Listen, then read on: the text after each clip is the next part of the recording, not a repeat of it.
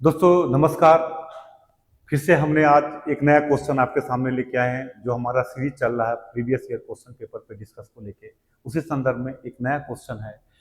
अनेक प्रकार से लॉर्ड डलहौजी ने आधुनिक भारत की नींव रखी, व्याख्या करिए। डलहौजी ने क्या कार्य किए जिससे आज भी हमें उसका प्रभाव दिखाई देता है, एक नए भारत की शुरुआत दिखाई देती है। इसी संदर्भ में इस क्वेश्चन को हमें बताना है। सबसे पहले आपको पता होगा पहला कि डलहौजी 1848 से 1856 तक गवर्नर रहा। पहला पॉइंट हमने बताया कि डलहौजी इस पीरियड में गवर्नर रहा भारत का, और जिसने कई ऐसे कार्य किए जो आज भी उसका प्रभाव हमें दिखाई देता है। क्लियर? तो इसके पहले काम रहा, आपने बताया कि ये एनेक्सेशन में एक बड़े भारत के कह सकते हैं कई राज्यों का विलय किया। तो सबसे पहले हमने देखा कि इसने पंजाब को मिलाया ब्रिटिश भारत में, इसने सिक्किम को मिलाया ब्रिटिश भारत में, इसने बर्मा को मिलाया ब्रिटिश भारत में, इसने सतारा, जैतपुर, कई छोटे छोटे राज्य थे जो ये तो तीनों मिलाया युद्ध के द्वारा। ये तीनों इसने मिलाया किसके द्वारा? युद्ध के द्वारा। ये बताइए, सतारा, जैतपुर, संभलपुर, बघाट, उदयपुर, झांसी, नागपुर, ये मिलाया इसने व्यक्तिगत के नीति के द्वारा।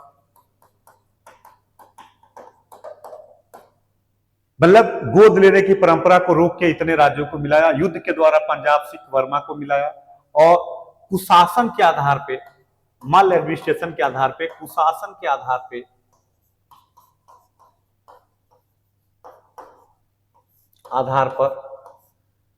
बर्मा अवध को मिलाया। तो एक प्रकार से हम देखते हैं कि ब्रिटिश साम्राज्य के आधार को बड़ा करने में डलहौजी का बड़ा योगदान रहा। बर्मा से लेके पंजाब, छोटे छोटे राज्यों करके ब्रिटिश भारत को एक बड़ी संकल्पना भौगोलिक रूप से देता है। जो आज कहते हैं ना ब्रिटिश भारत ही वर्तमान का भारत है, तो ब्रिटिश भारत के बड़े एरिया को इसने सबसे बड़ा काम किया।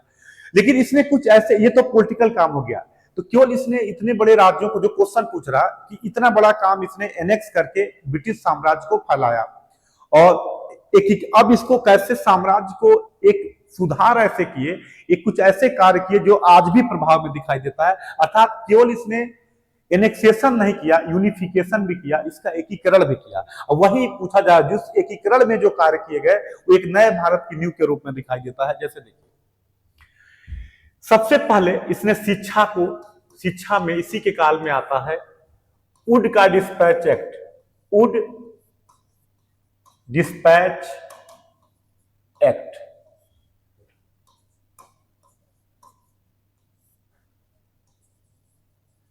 वुड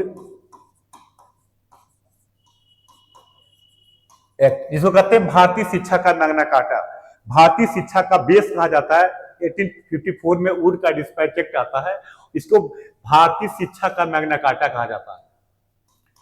भारतीय शिक्षा का मैग्ना कार्टा कहा जाता है।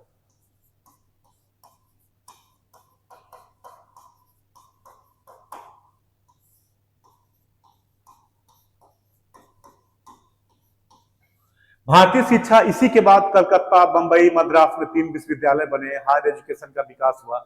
इसमें महिलाओं की शिक्षा की बात की गई, टीचर्स की ट्रेनिंग की बात की गई, नीचे से ऊपर तक कॉलेजों का कैसे विस्तार होगा, किस भाषा में पढ़ाया जाएगा, ये लोक शिक्षा विभाग बने। तो इस तरीके से भारतीय शिक्षा व्यवस्था को आधार देने वाला कौन है? डलहौजी। एक जो आज भी शिक्षा कहते हैं कि आज भी शिक्षा का बेस कहां से मिलता है? वो डिस्पैच एक्ट में, आधुनिक भारत में भी। तो पहला पॉइंट हमने इसको बताया। दूसरा हमने बताया कि इसने परिवहन के मामले में परिवहन व्यवस्था को भी बेहतर किया। परिवहन व्यवस्था को बेहतर किया।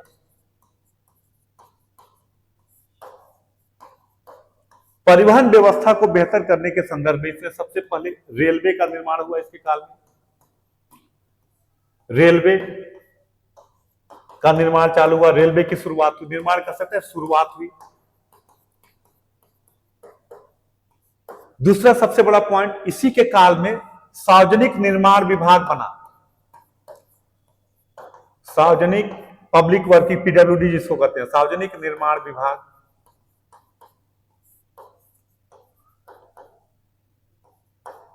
सार्वजनिक निर्माण विभाग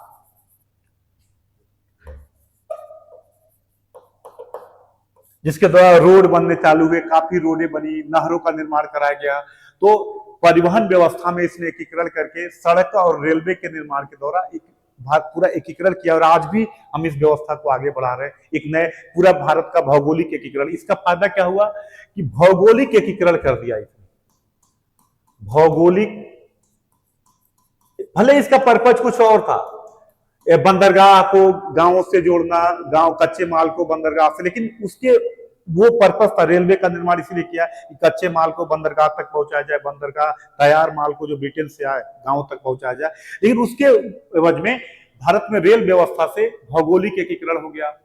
रेलवे ने सामाजिक क्रांति भी की कि समाज का कोई भी वर्ग पे करके बराबरी पे बढ़ सकता है, जाति व्यवस्था को दूर करने में भी इसका बड़ा योगदान रहा। सड़कों का निर्माण कराया, तो ये परिवहन व्यवस्था में एक नई व्यवस्था को नींव की, जो एक नए भारत के रूप में दिखाई देता है। तीसरा पॉइंट अगर हम बात करें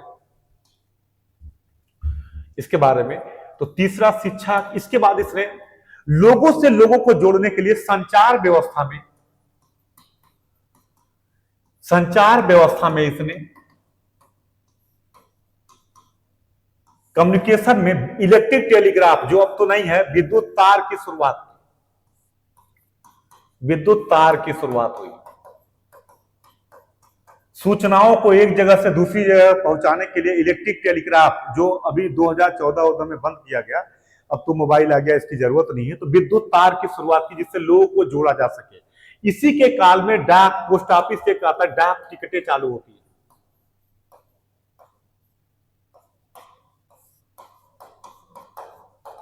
डाक टिकटों की शुरुआत होती है। तो इसने संचार व्यवस्था को भी बेहतर करने की कोशिश की, इसने परिवहन व्यवस्था को भी बेहतर करने की कोशिश की, इसने शिक्षा व्यवस्था को बेहतर करने की कोशिश की, इसने सैन्य व्यवस्था में भी सुधार किया।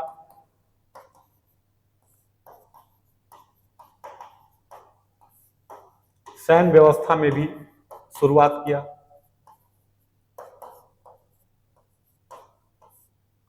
मेरठ को सेना का एक कार्यालय बनाया गया, आर्टिलरी को यहां लाया गया। तो इस तरीके से इसने एक नए भारत की नींव रखी। इसी का आप देखोगे कि रेलवे का, इलेक्ट्रिक टेलीग्राफ का आगे जो राष्ट्रीय आंदोलन चालू होगा तो उनके द्वारा भी इनका यूज किया जाएगा। इस प्रकार से डलहौजी ने एक नए भारत की ओर, याद रखिएगा, इसी के बाद, इसके जाने के बाद कैनिंग आता है और 1857 का विद्रोह चालू हो जाता है, जिसका परिणाम होता है कि ईस्ट इंडिया कंपनी समाप्त होती है और ब्रिटिश क्राउन के अधीन भारत आ जाता है, और क्राउन से सीधे भारत का शासन चालू हो जाता है।